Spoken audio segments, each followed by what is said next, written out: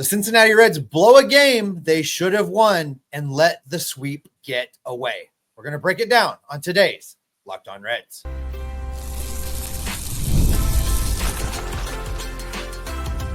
You are Locked On Reds, your daily Cincinnati Reds podcast, part of the Locked On Podcast Network, your team every day. Welcome into the Locked On Reds podcast. Locked On Reds is part of the Locked On Podcast Network, your team every day. My name's Stephen Offenbaker. That guy over there, that's Tim Daniel. We love the Cincinnati Reds. We love baseball. We've both been covering this team for various outlets and publications for a long time. We love talking Reds baseball. We love talking Reds baseball with you. On today's show, we're going to be talking about the Reds really missing an opportunity. They were set up for the sweep. They let the game get away. They blew it in extras. Still get the series win, but dropped the final game of the trip out to San Francisco and let a win they should have had. Sneak into the old losing column. We're going to be talking about Nick Martinez. Are we worried about him yet? Is he a problem? Is he okay? Was Terry Francona at fault? I believe that Tim had some thoughts about that on the postcast show last night. We'll dig into that just a little bit as well. And we'll talk about what's coming up next. The Reds get an off day, and then they get the Pirates, and we'll talk a little bit about what that needs to look like for the old Redlegs. All right, Tim, where we should start is really how the Reds seemingly went out there and did everything right and got to a Hall of Famer, got to Verlander, had the game in hand. All as they had to do was hold what they got, and they didn't. It got away from them. Yeah, to put it nicely, it got away from them. I mean, not only having a 5-0 lead by chasing Verlander, which is, obviously the game plan to get him out of the game as early as possible. Again, Austin Wynns gets walked and they make it a 6-1 lead, and you feel pretty good. And you're like, all right, cool. Like they can probably cruise this one. And we were wrong because they obviously took their foot off the gas pedal. They weren't as aggressive. They weren't making the defensive plays that they were making earlier in the game. Ellie has that error that is just like a simple throw. Making more people chatter about the whole like who should play center field thing, which is like my least favorite conversation point of any of the Cincinnati Reds right now. Well, and real quick on that, because he also had a fantastic catch in this game. I get people's frustration because I want to tell you, Tim, it drives me bonkers. And Jeff and I go round and round on this. Same. Because those easy plays, those plays where really he just kind of gets lackadaisical, and the routine, the mundane, the everyday that he should do, he doesn't get in front of the ball. He doesn't get down on the ball. He just kind of, he has one of the strongest arms in baseball and skips a throw to first base. That's the stuff that drives me crazy, because then in the same game, we'll see him make those leaping catches that probably no other shortstop in the league gets he's out of position right now. And he gets to and he gets to it. And so it drives me nuts. I'm 1,000% with you. But I still think he should always be a shortstop. I know people want to point to O'Neal Cruz. O'Neal Cruz and Ellie De La Cruz are two very different players. Just because they're same stature does not mean they are similar talents. Believe me.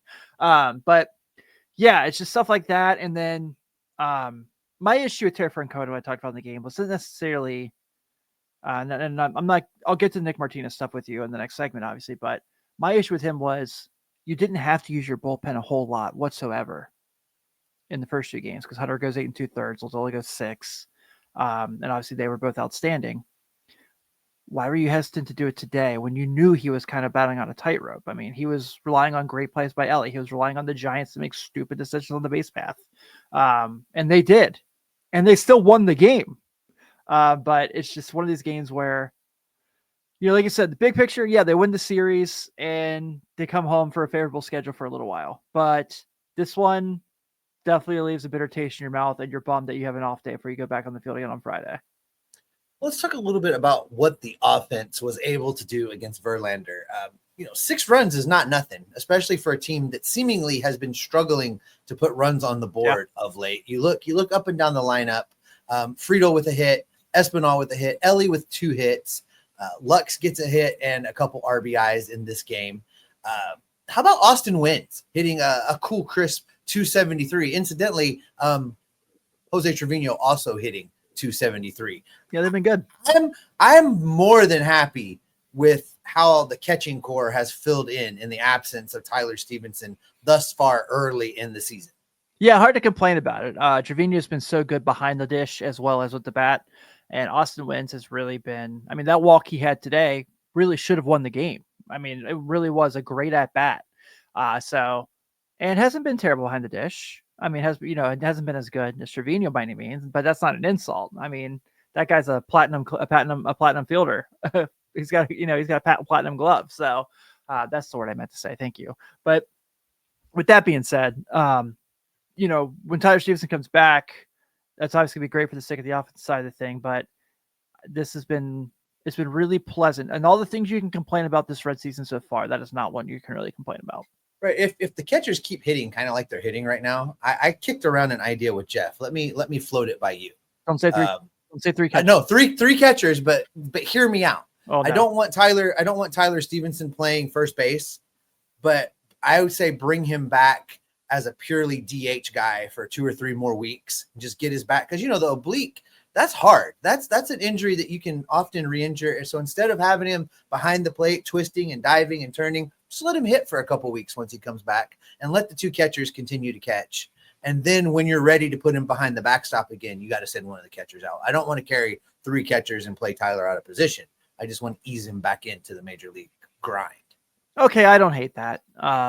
Because I think we're finally starting to see with Spencer Steer a lot today. Besides that just having him DH to get his timing back down has been pretty good this week for the most part. So I don't hate it. All right, let me ask you this: What is more likely that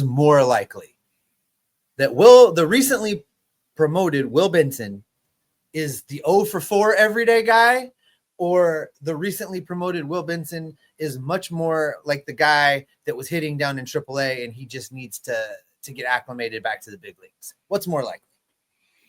I think the latter. I don't know if he's ever going to be the high on base percentage guy he was in 23 again. I feel like he just kind of got to the point where he just swung at everything.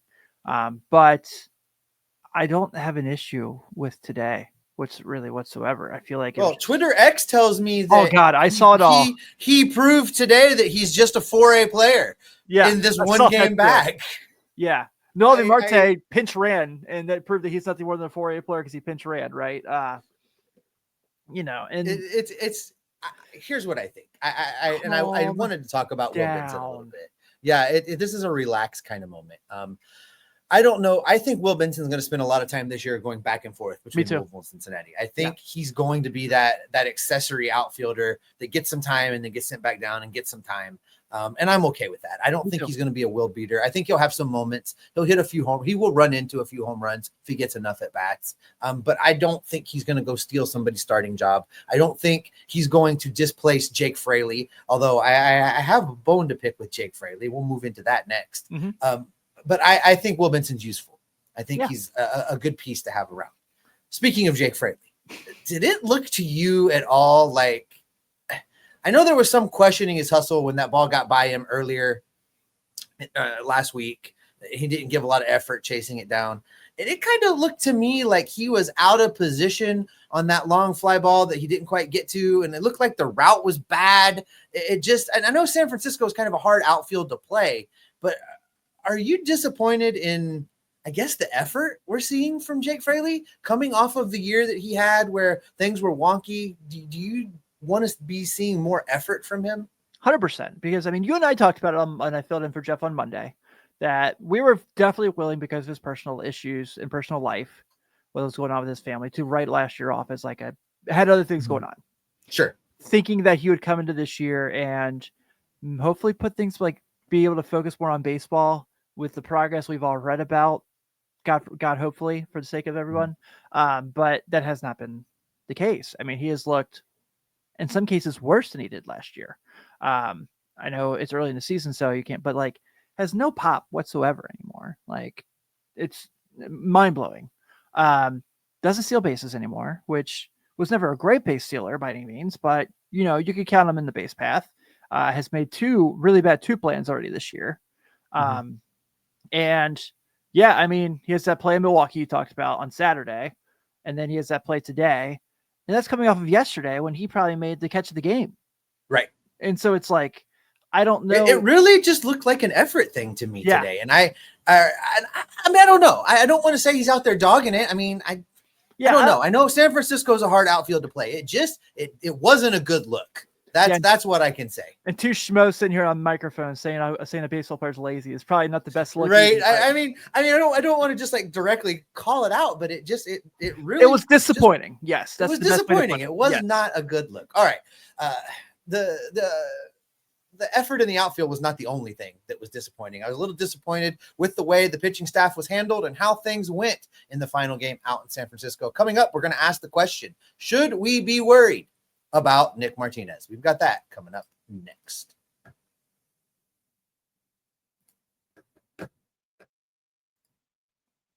When it comes to fueling your body, quality matters. That's why Just Ingredients is changing the game with clean, high-quality products designed to support better health and peak performance. Just Ingredients offers an NSF-certified line of protein powder, electrolytes, and pre-workout and creatine, all rigorously tested to ensure they're free from substances that are banned by major athletic organizations. Just Ingredients has also partnered with two-time MVP Bryce Harper.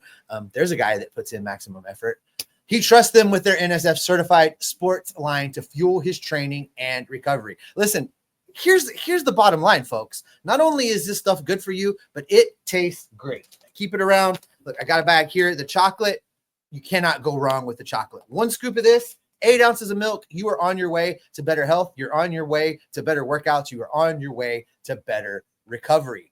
Whether you're trying to recover from a workout or just need an energy boost, you can also use their grass-fed whey protein for pre-workout to deliver real results.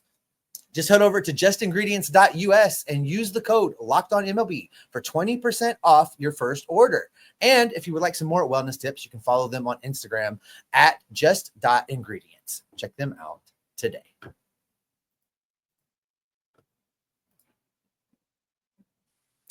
Thanks for making Locked On Reds your first listen each and every day. If you haven't done so already, click the subscribe button, click that notification bell, click that like button, share the show, tell your friends, help your grandparents, log on to YouTube. We want to talk Reds baseball with everybody. And if you can't watch us here, take us on the road. We're in every single audio feed around. You get the Locked On Reds podcast. You get Tim on the postcast. Everything's right there in one feed conveniently for you when you want it. All right, Tim. Nick Martinez. Is it time to worry? Yep. Are you worried? Yep. Very. Tell me why. Okay, I shouldn't say very. Very is not fair.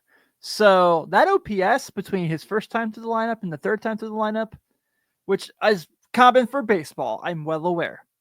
It's a huge difference. It's about a 700-800 OPS difference for the third time to the order from the first time to the order. Now, this isn't to say I dislike Nick Martinez, because I certainly do think he's a really good player. I think he's a really good pitcher. And I do think he was left in way too long today because he was on a tightrope. I mean, he for sure was battling with, he had a lot of luck on his side. Ellie makes an incredible catch up the middle, and the Giants don't know how to run a hit and run either. They, they messed up the contact play as well. So the Reds take advantage of that, and still was just not sharp when it went through there. And I don't know where I sit with him in the sense that I do think he needs to be on the Reds roster. Obviously, he's going to be the highest paid player on the Major League roster this year. But is it a thing where, do I want him starting games over Carson Spires? Yes, absolutely. And we know that Andrew Abb is coming back this week and he'll pitch in Carson Spires' spot. But when Rhett Lauder is ready to be on the big league roster, do I want Nick Martinez in the bullpen? I think I do. Because I know that if we're going to do this with Graham Ashcraft, we're going to have this conversation we had for 2 years with Graham Ashcraft about we need him in the bullpen because he's better, because that third time through the order he gets mashed. Then we got to have the same conversation about Nick Martinez. I think that's fair. At a minimum, Terry Francona has to be quicker with the hook. You look at the starts that Nick Martinez has made thus far this season. This was his third start. In the first start, he allowed 4 earned runs on 4 hits. He did strike out 5 in that game. Second start against Milwaukee, he only went 4 2/3, allowed 3 earned runs on 5 hits, struck out 2. And then you get to today's start, he managed to go 5 2/3, 7 hits, again, 4 runs. That's just too much scoring that he's given up. I think given how good he's been early in each of the starts and the jump in the stats, you just pointed it out, how when he gets to the third time through, someone should be ready already in the bullpen when he starts the third time through. And the second he gets in trouble, it's time to give him the hook. Is that extra taxing on your bullpen? Yes. But I would rather the Reds do that than to let games like this slip away. They needed this win. They don't have these extra wins to just throw away. They're going to be competing to be relevant. And given the slow start, given the problems they've had, when you have an opportunity to go to the West Coast and get out of there with a sweep of a team that's pretty good, you can't let that get away like they let it get away. And I think that Francona was really slow on the trigger in getting Martinez out of there and having somebody else ready. And then of course the bullpen was terrible anyway, but still you get them out there with a lead. Maybe things are a little bit different. If the score is different, the situations are different, but do I blame, is this on Francona? No, not 100%, because again, the bullpen still came in with a lead and they blew it. And Terry's out there pitching. Terry's not out there throwing the pitches, but I do feel like he could have been quicker on the hook. Yeah, and that's kind of where I'm at too. And I get it. Rogers was due a bad day. He just was. It just happens with the bullpen, with relievers. Like Jeff says all the time, being a relief pitcher is pretty fickle. So he was just due to have a bad day. But you talked about the bullpen being bad today, and they certainly were. I mean, Tony Sancion hadn't been hit all year, gets up the game tying homer, Wilmer Flores. Emilio Pagan has been great as the fill-in closer, gets beat. When Ian Gibaut was your best pitcher of the day, you're probably not going to have much to talk about. And I literally on the postcast made Ian Gibaut my player of the game, because who the heck else is going to make the player of the game? Right. And so, yeah, I mean, it's a disappointing day. The bullpen's been so good and reliable majority of the season so far. Again, we're talking 12 games. But today just kind of, it's the one that they let slip away from them. And I do blame Francona for part of that, because he did leave him in too long when he was relying far more on bad decisions by the offense and his defense to kind of save his butt a little bit. I do blame also the offense for striking out 16 times and getting 6 hits today. And they were 4 of 8 with runners in score position today. They should have won. They flat out should have won.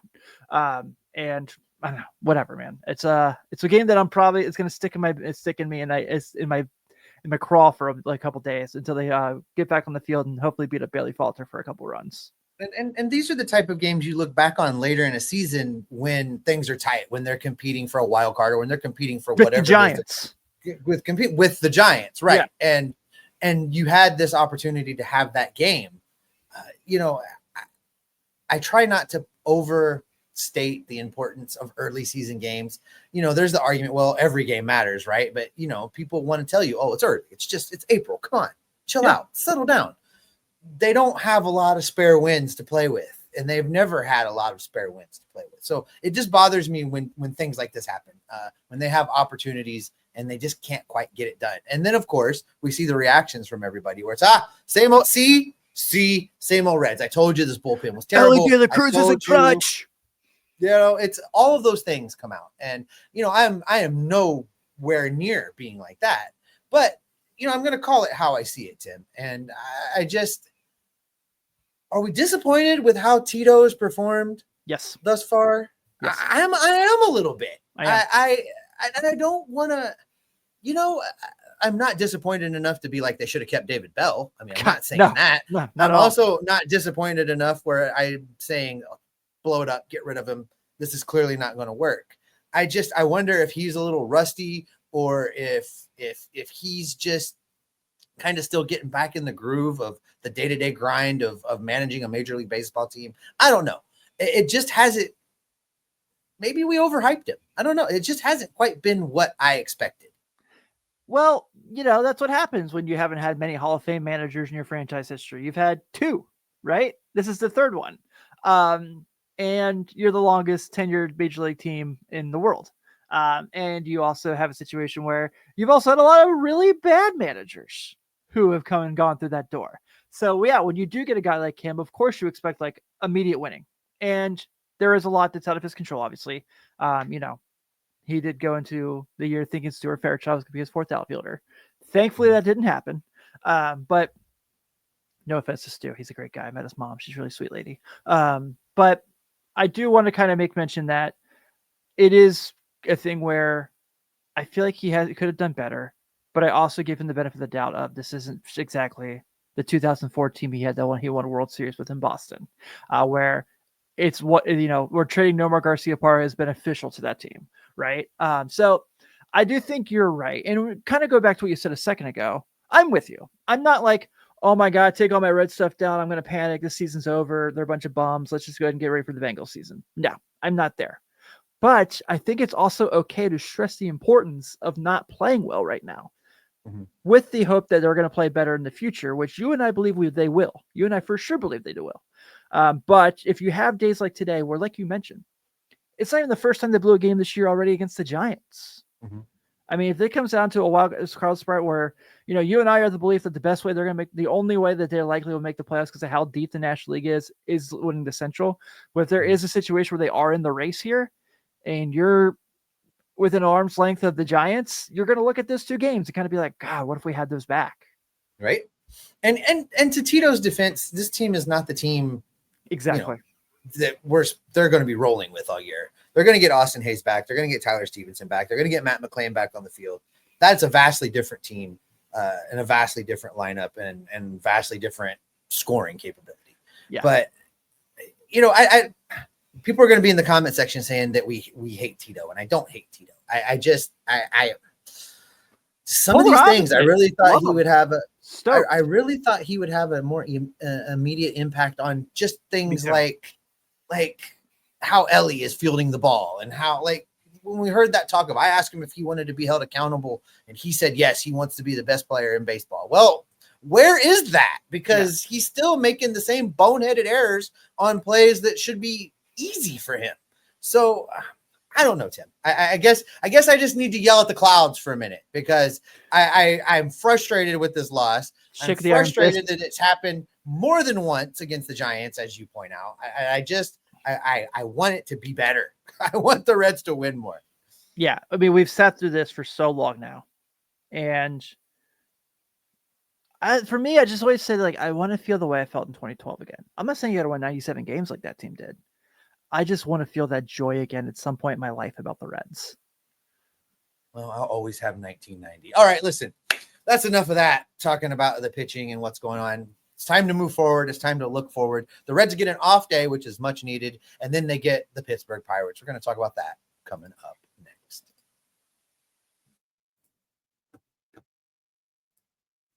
The NBA playoffs are almost here, and FanDuel is giving new customers an incredible way to get in on the action. Right now, when you join FanDuel and place your first $5 bet, you'll get $250 in bonus bets back if your bet wins. I love FanDuel, how easy it is to use the app. It's great. You don't even have to stress and search. Everything's right in one place. You can bet on individual performances. You're watching the NBA. You can, from how many 3-pointers, how many steals, how many assists. You're watching baseball, bet on stolen bases, bet on total bases, bet on homers, bet on runs scored. You can just bet on your team to win. You can bet on the money line. It's just that simple. Plus, if you're watching these basketball games as the season winds down, after the game tips off, you can even combine live prop bets into same game parlays for an even bigger chance to win. If you want to get started, you don't want to miss out. Head over to FanDuel.com right now and claim your $250 in bonus bets back with a $5 winning bet. Get in on the action today.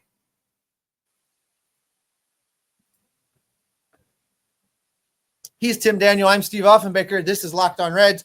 Tim's over on the postcast after each and every game. It's a marathon. It's not a sprint, Tim. Keep hydrating. We've got a lot of games left to go, but you're doing a great job over there. Thanks, buddy. I'm having if fun. If you haven't clicked the subscribe button yet, guys, click that subscribe button. Can I make mention of something real quick about this? Yeah, go ahead. Okay, so yes, I'm really loving the postcast. I've been having a lot of fun. I really enjoy interacting with you guys every day. I have seen the comments about there are some people who don't like that my titles have the spoilers of the game in there, and I completely respect that, and I apologize. I am just respectfully doing what I am told to do. I don't want to spoil these games for you guys either. That's not my intent by any means, so I'm sorry if I frustrate you guys with that, but I'm just doing what the bosses tell me to do. There you go. We all have to do those things. Yeah. All right, Tim, let's get into this. Reds get an off day. They need an off day. I for one, after blowing a game like that, I'm with you. I want them right back out there today to get after it. But I'm glad the bullpen's getting a day. Everybody's getting a day. Traveling back to Cincinnati, get settled in. This Pittsburgh series is important. And I know it's April, and I'm talking about Pittsburgh being important. It's important. They need to go out and win this series. I'd love for them to sweep the Pirates, but they need to win this series. We got the first series win under our belts. The Reds need to continue to win series and make up ground. Instead of being, what are they now, 5-8? Instead of being, this should be a 500 team right now. You take away the two blown games, this team is 7-6. This team's over 500. So you scored 2 runs in one of these 1-0 games. We're 8-7. Right. It's this team is better and has played better than the record reflects a little bit. But Pittsburgh in April, you never know. You just never know what you're going to get when you're talking about the Pittsburgh Pirates. And I don't want to overvalue these games, but these division games, given the way the schedule is now, these are very important. From the first set of division games all the way to the end of the season, you've got to win these series. And you've already lost a division series. You've already lost 3 out of 4 to Milwaukee. So this is your chance to get a couple of those games back in division against the Pittsburgh Pirates, my least favorite sports team in the universe. So please win for my sake, so I don't have to go talk about losses on the postcast. But also, it's the Pittsburgh Pirates. They're a bunch of bums. So your pitching matchup, you have a favorable matchup all 3 games. All 3 games, you have the best guy on the mound. All 3 games, you could probably make the case that if your team was healthy, you have a far better offense. Right now, it's probably about a little more even because of the injuries that the Reds have. And I am definitely shocked that Henry Davis just doesn't play Major League Baseball for some reason. But the Pirates are like hitting like Jack Sawinski leadoff, Steve. He's got a 427 OPS. Brian Reynolds, who is their best player, has not gotten hot yet this year. 654 OPS. Joey Bart is their starting catcher. He can't hit. You have to win these games. You have to find a way. Like you said, I'm with you. 2-3, great. Ideal, sweep. Get these 3 games against these bums. But sorry, I need to be more respectful. I'm well aware. But I hate the Pirates so much. I hate them so much. I'll get back to professionalism here right now. I'm sorry. You look up and down this lineup, Tim, and there are some guys that are doing a little bit. You talk about Joey Bart, but OPS plus in a small sample size of 10 games, he's 23% better than league average right now. That's why he's out there and starting. You look up and down the lineup, they have, Andrew McCutchen still doing it. 9 games playing at DH, OPS plus of 164. Really in a purely DH role, he's been very good. 38 years old. Can you believe that McCutchen is 38 years old already? That's makes me feel really, really old. So this is not a gimme, is what I'm saying. I look up and down this lineup. The Reds can't look at like what you said with the pitching lineups, and we've got this. They can't get cocky. This Pittsburgh team sneak up on you, and again, you hit the nail on the head. Having already lost a series to Milwaukee, they need to win these division series, and that needs to start right now. The Pirates were 4-8 heading into play yesterday. They won in extras. They won. So they're 5-8. The Reds are 5-8. So we're tied for last place with these Pirates right now. That cannot stand. The Reds have to win this series. Yeah, and I believe they will. And it comes down to, well, the first thing is history says so far that when Brady Singer pitches, the Reds are going to score at least 10 runs at the minimum. So he's got the ball on Friday on Apple TV Plus. The big question, of course, now is what jerseys will be wearing Friday. There has been some suspicions about this. And then Saturday, get Andrew Abbott making his debut on the season. No, I'm sorry. Is that right? No, it's it is Andrew Abbott. Saturday. Saturday is Andrew Abbott making his season debut. And then Sunday's Hunter Green against a guy I'd never heard of before. I'll be honest with you. Let's circle back to that uniform. Are they supposed to break out that alternate that they wore in the Dayton game? That's the rumor. Do we know? Are they really not going with names on the back, or was that just because they weren't ready? Believe that was just for the futures, whatever they called it, game. The spring, whatever. This prospects that had major league players on the team. But so they're supposed to have their names on the back. That's good. I looked at them while I was in town for opening day. I didn't buy one. I'm like, Yeah, I saw it at went TJ Maxx. I went with the road gray, so I'm just like a little indifferent. Saw it at TJ Maxx and Kroger, not actual major league stores because they don't belong in there. But I wish they had stayed with the City Connect on Friday. They I like need that. to. I like that jersey. I think they did a good job with that. I like it. I've got 3 of them. I love them so much. So love it. All right, I think that's a good spot, Tim. We're going to go ahead and call it. That's a good spot to wrap it up for today. Thanks, as always, everyone, for making Locked On Reds your first listen each and every day. We appreciate you being here, getting to talk Reds baseball with you. Jeff Carr back tomorrow from his trip out to San Francisco. I'm sure he's going to have a lot to report. I don't know if you were following him on social media. He had to have gained 30 pounds while he was out at Oracle Park. Every picture he posted was some different food that he had going on.